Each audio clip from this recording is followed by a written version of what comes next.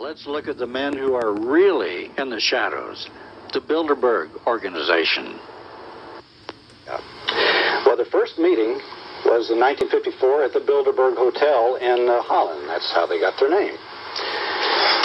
Who are they? Well, David Rockefeller is the chairman, the head man of the Bilderbergers. He's also head man of the Chase Manhattan Bank, of the Council of Foreign Relations, and of the Trilateral Commission.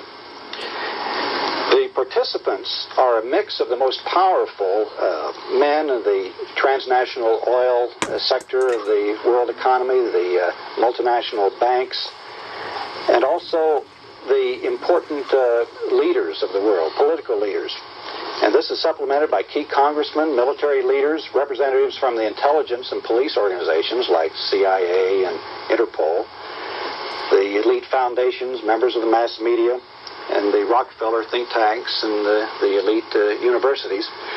These are people from the NATO countries, basically, and they're people like this from the U.S. who meet with their counterparts in three-day sessions, three-day meetings in extreme secrecy with great security precautions taken. Now, I say since 1954 this has been going on, and nothing has been in the television about it. Very, very little has been in any of the newspapers. Now, the right wing has been screaming about it constantly. What are these people doing? But the interesting thing is, not only do all of these people, most powerful people in the world, meeting together, but nobody knows what is happening, except a little bit here and there. We can find out they do discuss working papers of various sorts, like the decline of American power, or what to do about the American dollar, things like this.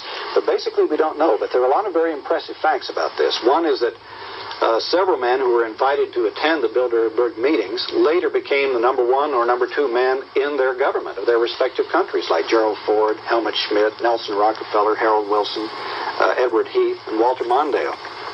In addition to that, there are a lot of people who used to be powerful in the government who still meet with the Bilderbergers.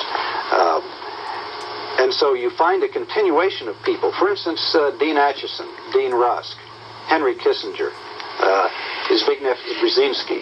All of these people, Republican or Democratic administrations, it doesn't make any difference. They're all there with the Bilderberger, the organization. This is what might be called a capitalist cartel, basically. And these meetings are held in great secrecy, as I said. They have roadblocks, bulletproof cars. They had one meeting on an island. Before they had the meeting, they moved everybody off the island. They had another one in another meeting in a hotel where they moved everybody out of the hotel, brought in all new staff, and after having security checks on the new staff, they wouldn't let them leave the hotel for the 3 days of the meeting.